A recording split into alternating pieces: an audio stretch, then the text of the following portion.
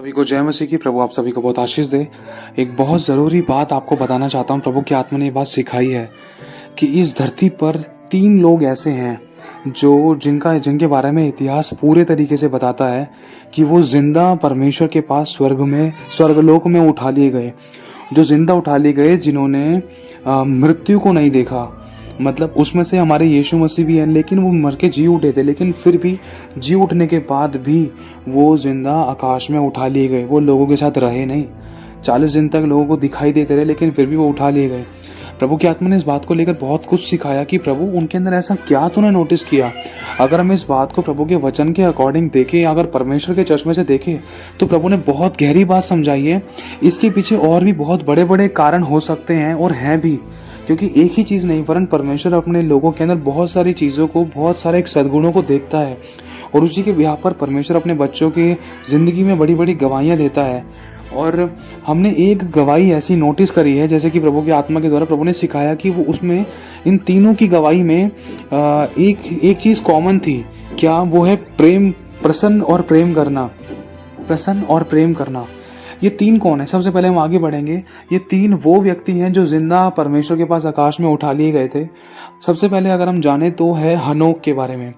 हनोक के बारे में यदि हम पढ़े तो उत्पत्ति में हम लोग नॉर्मली पढ़ सकते हैं। तो अगर आप चाहते हो कि सच में हमारा भी रिश्ता प्रभु यीशु मसीह के जैसा पिता के साथ हो जाए, एलिया नबी के जैसा परमेश्वर यहोवा के साथ हो जाए, और हनोक का रिश्ता परमेश्वर यहोवा के साथ हो जाए, तो उसके लिए हमें क्या करना होगा? बहुत ज़रूरी है, क्योंकि इस चीज़ के लिए आज तक परमेश्वर के कुछ ऐसे दास हैं, वो लगे हुए हैं प्रोसेस में कि प्रभु तूने उनको जीवित उठाया तो हमें भी उठा सकता है। क्यों? क्योंकि तू कभी ना बदलने वाला परमेश्वर है। जो काम तू पहले करता था वो आज भी करने की सामर्थ्य रखता है। लेकिन बात सारी ये है कि हम अपने हिस्से का काम पूरी तरीके से करने पाए। तू तो काम करने के लिए तैयार है, तू तो खुद चाहता है उठाने के लिए, जब भी तो तू बहुत जल्द लेने आने वाला है, लेकिन तू उससे पहले भी उठा सकता है। आज बहुत से परमेश्वर के अभिषिक्त आत्मा से भर भर कर इस बात के लिए प्रार्थना करते हैं कि प्रभु मुझे वो ग्रहण योग्य जीवन जीना सिखा, जिसको तू, जैसे तूने एलिया को अग्नि में रथों और घोड़ों के सवारों के द्वारा आकाश के बवंडरों में से तूने धरती पर लाकर अपने उन स्वर्गदूतों को, अग्नि में रथों और घोड़ों को, एलिया नबी को आकाश में उठा लिया था। एलिया नबी को आकाश में धरती पर से उठा लिया था।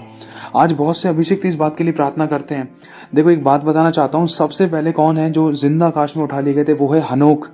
और हनोक का मतलब, जैसे कि कहा जाता है, सुनने में आया था कि इसका मतलब होता है समर्पित, समर्पण। हनोक का मतलब समर्पित। और दूसरे नंबर पे कौन है? एलिया भविष्यद्वक्ता। एलिया भविष्यद्वक्ता। एक है हनोक भविष्यद्वक्ता, दूसरा है एलिया भविष्यद्वक्ता, और तीसरे नंबर पर है हमारे प्रभु यीशु मसीह, जो जिंदा परमेश्वर के पास जीवितों में से उठा लिए गए। और इसकी गवाही हमें इतिहास भी देता है, लोगों ने अपनी आंखों से देखा है, क्योंकि हमें इतिहास साफ बताता है।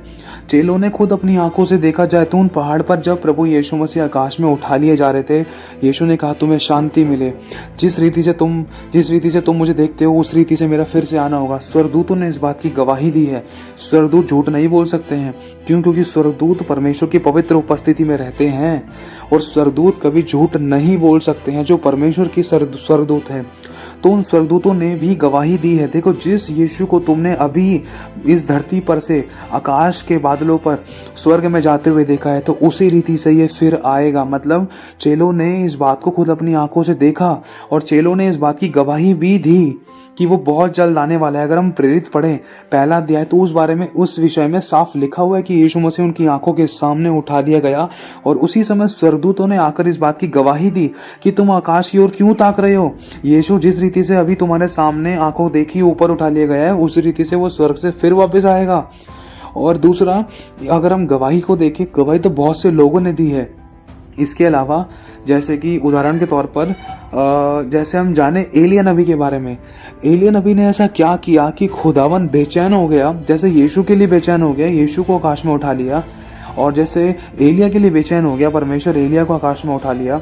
जैसे हनोक के लिए बेचैन हो गया, हनोक के पास तो परमेश्वर यहोवा संगति करने के लिए स्वयं आया करते थे। मेरे भाई, मेरी बहन, उनका रिश्ता परमेश्वर के साथ इतना सामर्थ्य, इतना मजबूत था, जैसे कि प्रभु यीशु मसीह का और एलिया नबी का। इन तीनों के अंदर कुछ बहुत सारी ऐसी बातें जो एक जैसी सेम पाई गई हैं, जो प्रभु की आत्मा ने सिखाई हैं। ये वो गहरी प्रकाशन है, गहरी बातें हैं जिनको मतलब परमेश्वर डायरेक्ट आपको देना चाहता है। देखो इस चीज़ के लिए अभी फिलहाल पर्सनली कोई तैयारी नहीं है, वैसे हल्का फुल्का प्रभु की आत्मा ने इस चीज़ को पहले दिया था, लेकिन देखते हैं अब क्या परमेश्वर का आत्मा बुलवाना चाहता है इस रिकॉर्डिंग के द्वारा। तो सबसे पहले हम शुरुआत करेंगे हनोक के बारे में। लिखा है हनोक के बारे में ये गवाही दी गई कि वह परमेश्वर के साथ साथ चलते थे, और कितने साल तक, वो कई सालों तक परमेश्वर के साथ साथ चलते रहे। साथ साथ चलने का मतलब अगर आप इस बात की गहराई जान लोगे तो आपकी आंखों से आंसू निकल पड़ेंगे। अगर इस बात के प्रकाशन को आप जान लोगे तो आपकी आंखों से आंसू निकल पड़ेंगे। बस एक छोटी सी बात आपको बता देना चाहता हूँ शॉर्ट में। जैसे आपने अपने पापा का हाथ पकड़ रखा है, आपके बगल में वो चल रहे हैं, और आप मतलब आप रोड पे जा रहे हो और सामने की तरफ देख रहे हो, आपके पापा भी सामने की दिशा में देख रहे हैं क्योंकि वो आपको लेकर चल रहे हैं। आपके पापा हैं, आपके अगुए हैं, आपके साथ साथ चल रहे हैं, और आप उनके बेटे हो या उनकी बेटी हो। तो साथ साथ चलने का मतलब ये है कि अगल बगल से, लेफ्ट से या राइट से, चाहे कोई दोस्त आवाज़ मार रहा है, चाहे कोई पार्टी आवाज़ मार रही है, चाहे कोई बियर बार आवाज़ मार रहा है, चाहे कोई दोस्त आवाज़ मार रहा है, चाहे कोई अभिलाषा आवाज़ मार रही है, तो उनकी तरफ नहीं देखना। आज हम साथ साथ क्यों नहीं चल पाते? क्योंकि हमारी निगाहों में वो अभिलाषाएं भरी हुई थी जिसके कारण हमारे कदम लड़खड़ा जाते थे, या हम हाथ छोड़ दिया करते थे, या फिर हम भटक जाते थे, या हम वो सफ़र ही तय नहीं करते थे, या फिर हम चलने की इच्छा ही नहीं रखते थे। क्यों? क्योंकि हमने संसार से इतना प्रेम किया, इसलिए खुदा के साथ साथ हम नहीं चल पाते। यही हमारी सबसे बड़ी गलती है। अभी तो उसके ऊपर आगे बहुत कुछ है, लेकिन आपको शॉर्ट में बताया गया है। क्यों? क्योंकि हनोक परमेश्वर के साथ साथ चलता था और वो लोभ हो गया। क्यों? क्योंकि परमेश्वर यहोवा ने उसे उठा लिया, और उसके बारे में लोगों ने यह गवाही दी कि उसने परमेश्वर को प्रसन्न किया। अगर प्रसन्न करने वाली बात की गहराई जान लोगे, लिखा है कि विश्वास आशा की हुई वस्तुओं का निश्चय। मतलब जैसे उदाहरण के तौर पर मैंने सोच लिया, मन में विश्वास कर लिया कि प्रभु ये जो मुर्दा है ये जी सकता है। मैंने अपने मन में एक आशा रख ली, एक आशा रख के ये जो मेरे सामने मुर्दा लेटा हुआ है ये जी सकता है, ये जिंदा हो सकता है। एक निश्चय कन्फर्म गारंटेड कर लिया कि प्रभु तेरे पे विश्वास करने के कारण मैं इसके लिए प्रार्थना करूंगा तो ये जी सकता है। तो ये विश्वास होता है। लिखा है विश्वास आशा की हुई वस्तुओं का निश्चय, मतलब गारंटेड प्रमाण है। निश्चय और अंधे की वस्तुओं का प्रमाण है। अनदेखी वस्तुएं, जो चीज देखी नहीं है उस वस्तु को हम हाँ कहकर पुकारे विश्वास से कि वो है। जैसे डॉक्टर बोल रहे हैं कि वो बीमार है, लेकिन हम कह रहे हैं कि नहीं, उसके अंदर बीमारी है ही नहीं, हम उसके अंदर चंगाई को देख रहे हैं। जैसे लोग कह रहे थे लाजर मर चुका है, लोग लाजर को मरा हुआ देख रहे थे, लेकिन यीशु मसीह ने विश्वास से कहा भाई नहीं, लाजर मरा नहीं है, वो सो रहा है, तुम्हें उसके अंदर मरा हुआ दिखाई दे रहा है। क्यों? क्योंकि तुम्हें विश्वास नहीं है। तुम्हें उस गुफा के अंदर लाजर मरा हुआ दिखाई दे रहा है, लेकिन मुझे उस गुफा के अंदर लाजर सोता हुआ दिखाई दे रहा है। तो हुआ क्या कि विश्वास आशा की हुई वस्तुओं का निश्चय और अनदेखी वस्तुओं का प्रमाण है। तो मतलब हनोक ने ऐसा कौन सा विश्वास किया जिसके द्वारा परमेश्वर ने हनोक को उठा लिया? क्योंकि अगर हम वचन पढ़े तो वचन में लिखा है, प्रसन्न करने की परिभाषा क्या है कि बिना विश्वास के यहोवा परमेश्वर को प्रसन्न करना अनहोना है। यहाँ पर साफ हमें पता चल रहा है कि हनोक ने ऐसा क्या किया, हनोक ने किस तरीके से परमेश्वर को प्रसन्न किया। प्रसन्न करने का तरीका क्या है कि हनोक ने वो सामर्थ्य विश्वास दिखाया, क्योंकि उस समय की परिस्थितियां, उस समय के हालात आज से भी बदतर थे। क्योंकि अगर हम सदोम और अमोरा के बारे में, वहाँ के अत्याचार, वहाँ के गलत और गंदे कामों के बारे में, व्यभिचार के बारे में, मूर्ति पूजा के बारे में, हर प्रकार की बुरी बात, बुरे विचार, बुरे काम, बुरे शब्दों के बारे में पढ़ें तो हम सदोम और अमोरा के बारे में जान सकते हैं, जिसको परमेश्वर ने आग और गंधक के गोले गिराकर नाश कर दिया था, सच्चा न्याय किया था। और वहां पर कोई भी मन फिराने वाला व्यक्ति नहीं था सिवाय अब्राहम और लोत और रोत के, जो भी थे वहां पर, उसका घराना। तो वही लोग परमेश्वर की दृष्टि में सही रहे।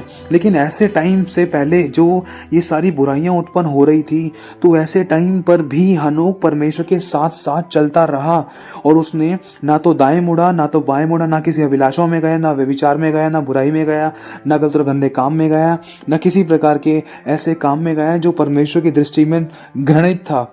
वो सिर्फ परमेश्वर के साथ साथ चलता रहा। कांटे आए तब भी चलता रहा, अच्छी अच्छी घासें दिखाई दी तब भी चलता रहा, पहाड़ों पर भी चढ़ा। पहाड़ों पर चढ़ने का मतलब क्या है? दुख और समस्याओं में मतलब परमेश्वर को प्रसन्न करते रहना, उनको खुशी से सह लेना, ताड़ना समझकर सह लेना, और परमेश्वर उसको तराई में भी लेकर गया। साथ साथ चलने का मतलब सिर्फ यही नहीं है साथ साथ चलना कि हाँ भाई हाथ पकड़ लिया साथ साथ चल रहे हैं, नहीं। साथ साथ चलने का मतलब है यहोवा अगर मौत की वादियों में से लेकर जाए तब भी वहाँ पर साथ रहना। परमेश्वर ने साफ कहा है जब तू जल में होकर जाए तब तुझे पानी ना डुबा सकेगा। मतलब हनोक ने इतनी बड़ी बड़ी समस्याओं का सामना किया था जो बाढ़ के समान हनोक की ओर आ रही थी, उसको बहाने के लिए ले जा रही थी, लेकिन हनोक नहीं रुका और ना ही उसने हियाब छोड़ा और हनोक को परमेश्वर ने संभाल कर रखा। क्योंकि लिखा है जब तू आग में होकर जाए तब आँच तुझे ना लगेगी। तो मेरे भाइयों और बहनों, हनोक की जिंदगी में कुछ ऐसी परिस्थितियां थी कि हनोक ने परमेश्वर को ऐसी ऐसी दुखों और समस्या और कलेशों के टाइम भी हनोक ने परमेश्वर यहोवा को प्रसन्न किया कि कितने भी भड़कती हुई धधकती हुई आग हो। जैसे शद्रक मेशक अबेदनगो के बारे में अगर हम पढ़ते हैं तो जब वो प्रार्थना कर रहे थे, प्रार्थना करने के बाद उन्होंने एक बात कह दी थी कि अगर हमारा परमेश्वर हमें नहीं भी बचाएगा ना तब भी हम राजा तेरे आगे और तेरी मूर्ति के आगे दंडवत नहीं करेंगे और ना ही तेरे देवता की उपासना करेंगे। तो ये इतना खतरनाक सामर्थ्य विश्वास उन्होंने दिखाया। सोचो, प्रार्थना करने के बाद क्या होना चाहिए? प्रार्थना करने के बाद समस्या का समाधान निकलना चाहिए, समस्या खत्म हो जानी चाहिए। लेकिन उनके साथ कुछ अलग ही हुआ था, कुछ उल्टा ही हुआ था। उन्होंने जब प्रार्थना करी, प्रभु से प्रार्थना करने के बाद उनको आग के भट्टे में डाल दिया गया, पहली बात, और दूसरा आग के भट्टे को 7 गुना और बढ़ा दिया गया। कई बार लगता है कि हम प्रार्थना करने के बाद समस्या और क्यों बढ़ रही है, लेकिन मेरे भाई और बहनों, प्रभु हमारे विश्वास को परखता है ताकि हम उस विश्वास में खरे निकलकर उसको प्रसन्न करें, ताकि हम उसके ग्रहणियों के जीवन जिए और वो हमें जिंदा लोगों की आंखों के सामने उठा ले। ऐसा परमेश्वर चाहता है, लेकिन हम उस गहरी बातों को समझ नहीं पाते। हम सिर्फ ऊपरी छोटी छोटी हल्की फुल्की बातों को पढ़ के आशीषों बरकतों में खुश होकर छोटी मोटी चंगाई छुटकारा करके या प्रार्थना सुन के चर्च आना जाना करके एक दूसरे को खुश करके 2-4 आत्माएं बचाकर इन्हीं में खुश होकर रह जाते हैं। नहीं, प्रभु ने इसके पीछे और बहुत कुछ रखा है। लिखा है वो सीधी लोगों पर अपने भेदों को प्रकट करता है। प्रभु ने कहा है कि तुम मुझसे प्रार्थना कर, मैं तेरी सुनकर तुझे कठिन कठिन गुड़ बातें बताऊंगा जिन्हें तू अभी नहीं समझता। मतलब कुछ ऐसी बातें हैं जिन्हें परमेश्वर बताना चाहता है जो अभी किसी पर प्रकट नहीं करी है, वो परमेश्वर आप पर प्रकट करना चाहता है। लेकिन कब? जैसे कि अभी आपको बताया कि हनोक जब आग में होकर गया तो उसको आंच ना लगी। मतलब हनोक की जिंदगी में भी ऐसी प्रकार की समस्याएं, कलेश, विपदाएं, आपदाएं, परेशानियां, अपने विरुद्ध में इतनी सारी समस्याएं हनोक की जिंदगी में भी आई, तो उस समय भी हनोक ना तो डगमगाया ना तो हरा। जैसे उस शद्रक मेशक अबेदनगो के समय में आग को 7 गुना बढ़ा दिया, भट्टे में उनको डाल दिया, यहाँ तक कि डालने वाले लोग जलकर मर गए और डालने वाले लोग जलकर मर गए, लेकिन शद्रक मेशक अबेदनगो को आंच भी नहीं आई। और इसी प्रकार से हनोक ने भी परमेश्वर को प्रसन्न किया। उस समय में जो भी समस्याएं थी परमेश्वर ने उनकी टेस्टिंग करी और वो खरे निकले। उन्होंने परमेश्वर का साथ नहीं छोड़ा। चाहे मेरा परमेश्वर मुझे सूखी घासों में लेकर जाए, चाहे मेरे को भूखा रखे, चाहे मेरे पास पहनने के लिए कपड़ा ना हो, चाहे मुझे कुछ भी चाहिए, अगर वो चाहे भले ही मुझे ना दे, तब भी मैं उसका हाथ नहीं छोड़ूंगा, तब भी मैं दाएं बाएं नहीं बोलूंगा, तब भी मैं अपनी शक्ल इधर उधर नहीं करूंगा, चलूंगा तो सीधा चलूंगा। जैसे यीशु ने कहा था कि मेरी ओर देख और तू उतर आ।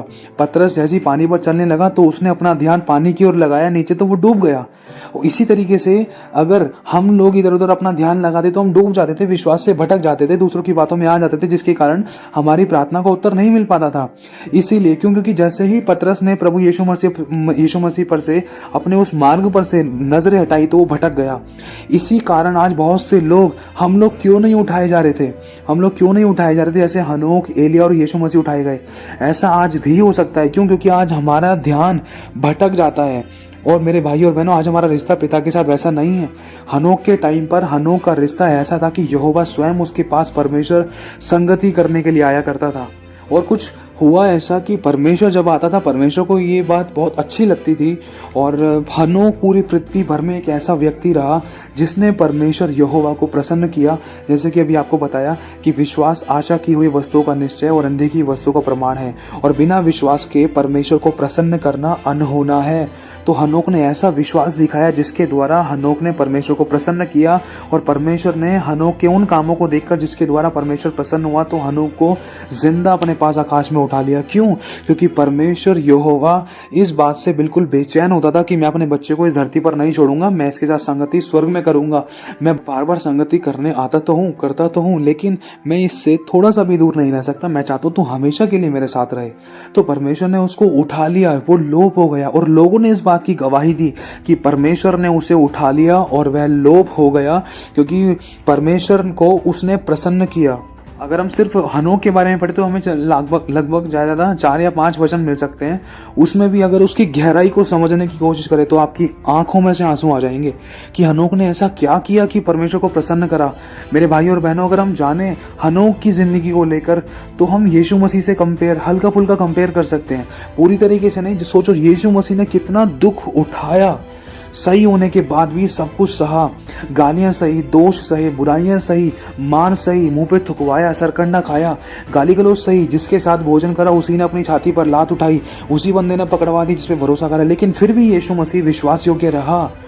सोचो वो विश्वास योग्य रहा, तभी तो परमेश्वर ने उसकी गवाही दी। अब परमेश्वर अपने पुत्र की गवाही ऐसे नहीं दे रहा है, बहुत बड़े, बहुत खतरनाक सामर्थ्य काम यीशु मसीह ने किए हैं जो कोई एक व्यक्ति, एक मनुष्य नॉर्मल कर ही नहीं सकता था।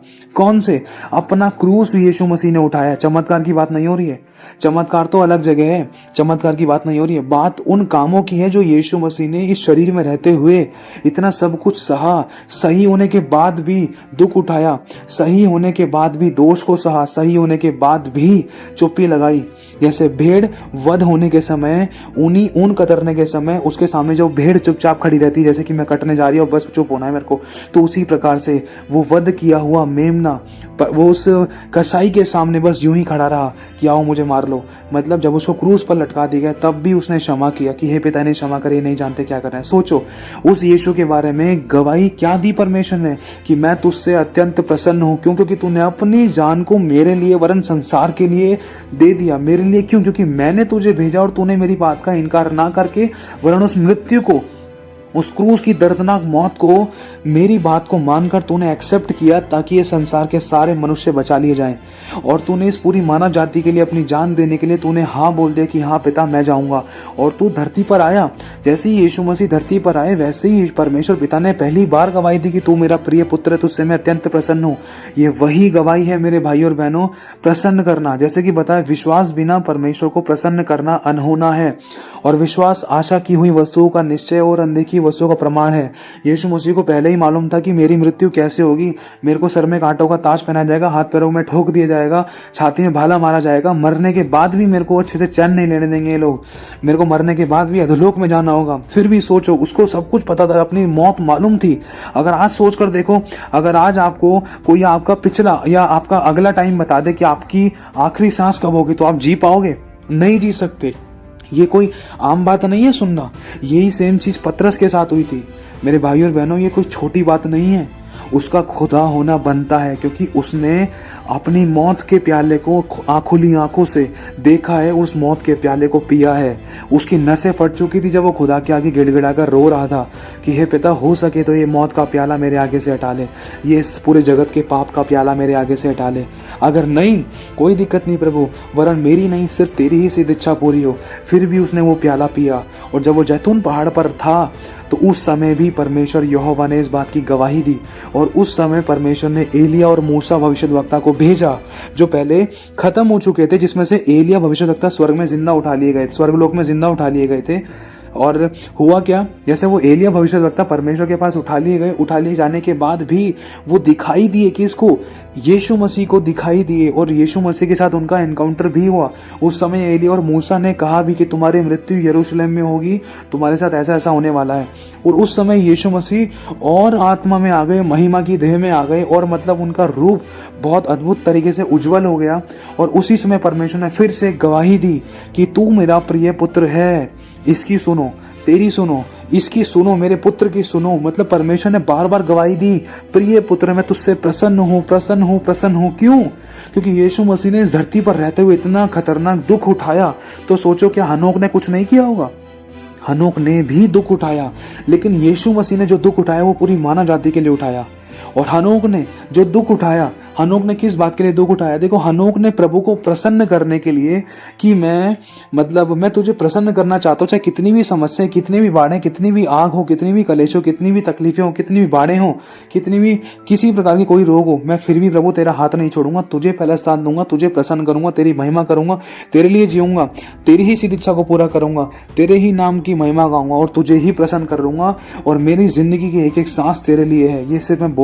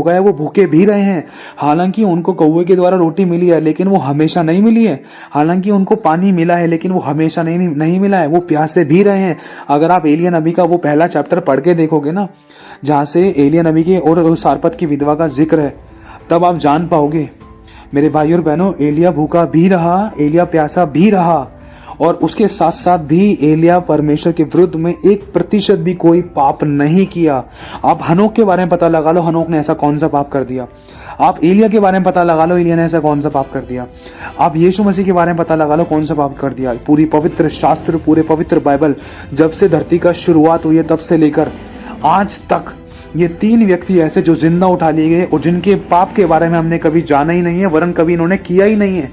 ऐसा जिक्र हमें बाइबल भी नहीं बताती है, क्योंकि इनका रिश्ता परमेश्वर यहोवा के साथ, प्रभु यीशु पिता का रिश्ता इनके इतना इतना मजबूत था कि परमेश्वर के वचन को अपनी आईना बनाकर, अपनी आंख की पुतली जानकर ये चला करते थे कि हमारे जीवन से हमें नहीं, सिर्फ परमेश्वर को महिमा मिले।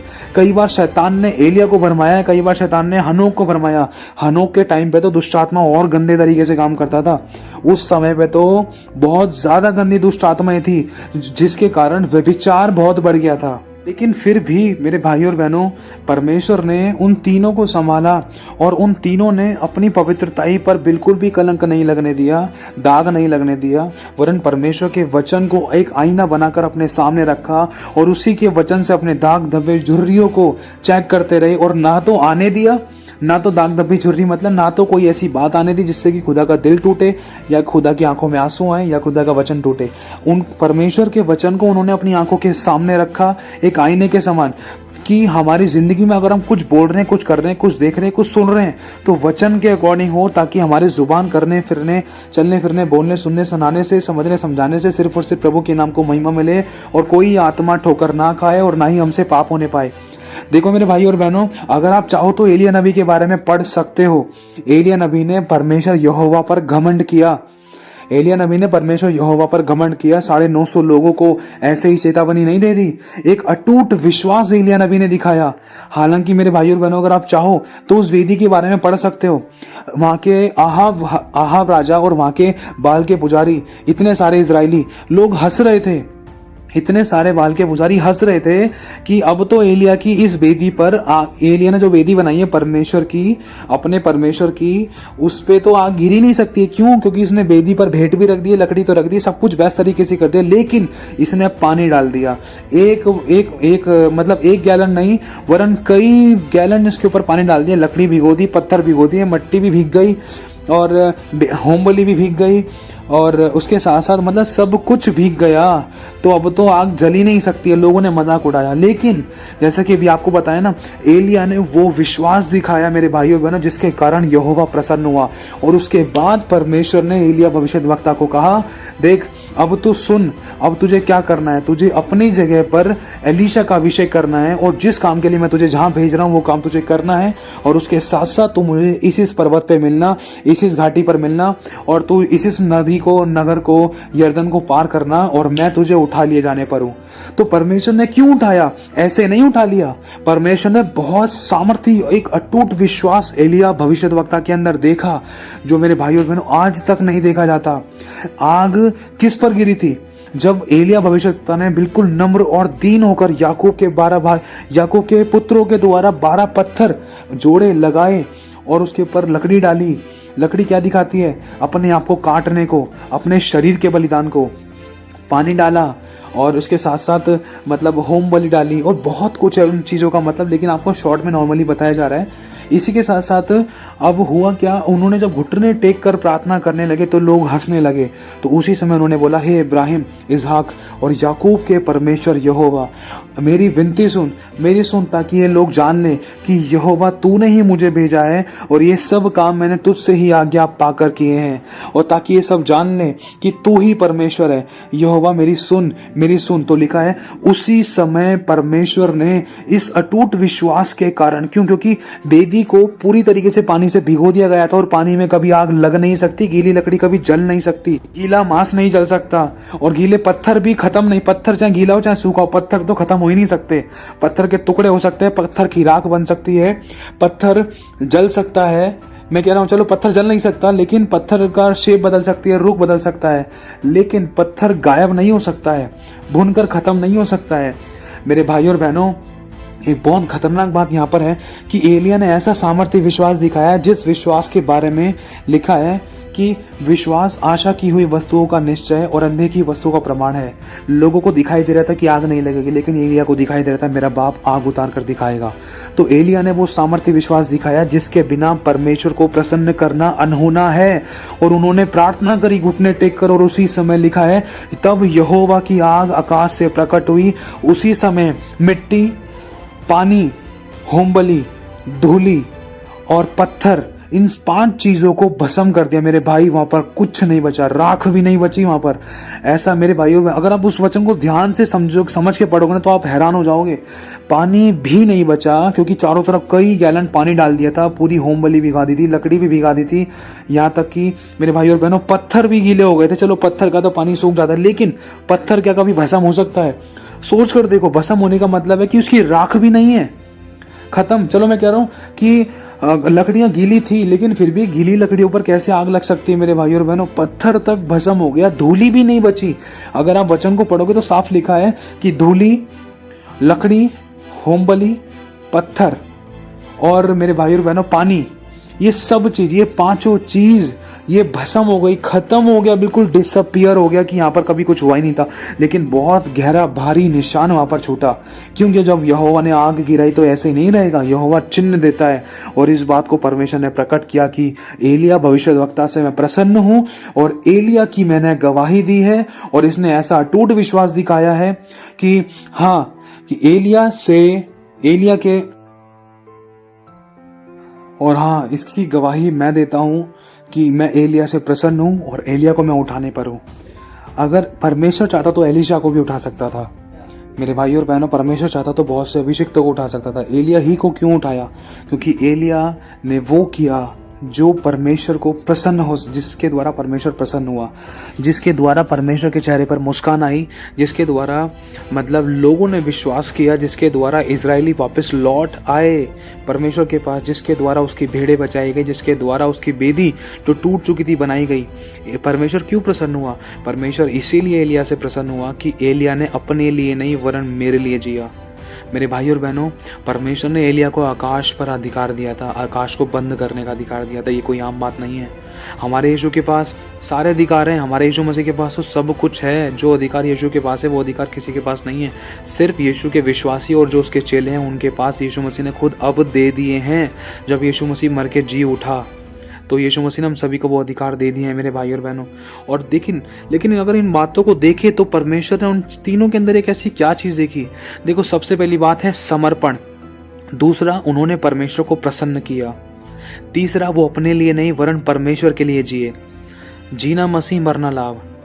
और अगर हम पौलुस के बारे में भी देखें तो पौलुस के द्वारा भी हम सीख सकते हैं मेरे भाई और बहनों। पौलुस भी तीसरे स्वर्ग तक उठा लिया गया, पहला दूसरा नहीं, तीसरे स्वर्ग तक उठा लिया गया। क्यों? सोचो, पौलुस ने भी तो दुख सहा, पौलुस ने भी तो परमेश्वर को प्रसन्न किया। कैसे प्रसन्न किया? पौलुस ने यीशु मसीह से 3 गुना ज्यादा, 3 बार 39 कोड़े खाए। पौलुस ने मरने को अपनी जिंदगी में एक हिस्सा बना लिया कि मुझे तो अब मरना है, खुदा के लिए जीना है, खुदा के लिए मरना है। मेरी जिंदगी को तो मैं अपने हाथ पर लेकर चलता हूँ, कोई चाहे अभी मार दे चाहे कल मार दे, लेकिन मुझे करना यीशु मसीह का काम है। तो वो खुदा के लिए ऐसे जीता था जैसे कफन बांधकर वो चलता था, और जैसा प्रभु चाहता था वो वैसा करता था। वो अपने लिए नहीं वरन खुदा के लिए जीता था। और मेरे भाई और बहनों, परमेश्वर ने उसको तीसरे स्वर्ग तक उठा लिया गया। मेरे भाई और बहनों, देखो, जो स्पेशल जो टेस्टमनी है, जो परमेश्वर ने जिंदा जिनको उठा लिया गया है, अगर हम देखें तो उसमें से सबसे पहले अगर हम देखें तो वो है हनोक, जो जिंदा आकाश में उठा लिए गए, जिन्होंने मृत्यु को नहीं देखा। और दूसरे नंबर पे जो एलिया भविष्यवक्ता हैं, जो जिंदा आकाश में उठा लिए गए, जिन्होंने मृत्यु को नहीं देखा। और तीसरा प्रभु यीशु मसीह, जो मर तो गए थे लेकिन मर के जी भी उठे। जीने के बाद वो दोबारा नहीं मरे, वो सदा काल तक के लिए जीवित थे और जीवित रहेंगे, क्योंकि यीशु ने कहा है, मैं ही अल्फा, मैं ही ओमेगा, मैं ही आदि और मैं ही अंत हूँ। मुझसे पहले ना तो कोई परमेश्वर हुआ और ना तो मेरे बाद कभी कोई होगा। मैं बहुत जल्द आने वाला हूँ। उस यीशु मसीह को भी हमारे परमेश्वर यहोवा पिता ने जिंदा आकाश में उठा लिया गया। और तीनों के बारे में यहोवा ये गवाही देता है कि इन्होंने मुझे प्रसन्न किया, इन्होंने वो काम किए जिसके कारण मैं प्रसन्न हुआ। तो मेरे भाई और बहनों, ये कुछ 3 बातें आपको बताई गई हैं। सबसे पहला क्या है कि उन्होंने अपना समर्पण दिखाया। दूसरा है उन्होंने परमेश्वर को प्रसन्न किया अटूट विश्वास दिखाकर। ये तो, किंतु, परंतु, अंतु, संतु, भंतु, ऐसे शब्द नहीं कि अब क्या होगा पता नहीं, होगा नहीं होगा, नहीं। ऐसा अटूट विश्वास, चाहे तू आग में भी जला दे, कोई फिक्र नहीं, मेरा परमेश्वर मुझे बचा लेगा। अगर नहीं बचाएगा तो कोई दिक्कत नहीं है, लेकिन फिर भी परमेश्वर वहां पर कूद पड़ा, अपने लोगों को जलने नहीं दिया। अटूट विश्वास। जैसे एलिया के टाइम पर लोग हंस रहे थे, अरे कहाँ आग जलेगी, कोई नहीं, तुम हंसो, तुम्हारी मर्जी है, तुम जो तुम्हें करना है करो, लेकिन मेरा परमेश्वर, मेरा बाप आग जला के दिखाएगा। मैं जानता हूँ, मेरा रिश्ता मुझे पता है कि मेरे बाप के साथ कैसा है। तीसरा, मेरे भाई और बहनों, यीशु मसीह ने भी वो काम किए जो कोई नहीं कर सकता था। यीशु मसीह मुर्दों में से जी उठा के ऐसे यहोवा ने उसको जिलाया। क्यों? क्योंकि यीशु मसीह को प्राण लेने का अधिकार है, प्राण देने का अधिकार है। यीशु मसीह की जान कोई ले नहीं सकता था। यीशु मसीह ने अपने प्राण खुद पिता को सौंपे, इस बात को कभी मत भूलना। यीशु मसीह का प्राण निकल नहीं रहा था, यीशु मसीह ने खुद अपना प्राण पिता को सौंपा था। इस बात को ध्यान रखना। यीशु मसीह की जान किसी ने ली नहीं है, यीशु मसीह ने अपनी जान खुद दी है, अपनी जान खुद दी है। यीशु मसीह को मारने वाला कोई नहीं था, यीशु मसीह ने खुद अपनी जान दी है और परमेश्वर को प्रसन्न किया वो अनहोना काम करके। मेरे भाई और बहनों, तो प्रभु आशीष दे। आज प्रभु चाहता है हम ऐसा अटूट विश्वास दिखाएं और वो समर्पण दिखाएं। और तीसरी बात, हम उसी के लिए जिएं तो वो ज़रूर हमें जिंदा आकाश में उठाएगा। आज मैं भी इस बात में थोड़ा सा कमज़ोर हूँ। मैं गलत अंगीकार नहीं करूँगा कि मैं कमज़ोर हूँ। मैं विश्वास करता हूँ प्रभु, तू मेरी कमज़ोरी में अपनी सामर्थ को सिद्ध कर रहा है, तू मुझे परफेक्ट बना रहा है, तू मुझे सिद्ध बना रहा है। हाँ, जब मैं गलत था तो मुझे करेक्ट कर, मैं बदलना चाहता हूँ। मेरा जीवन तेरे ग्रहण योग्य हो। प्रभु आशीष दे आप सभी को। जय मसीह की। इच्छा रखो, प्रभु ज़रूर करेगा।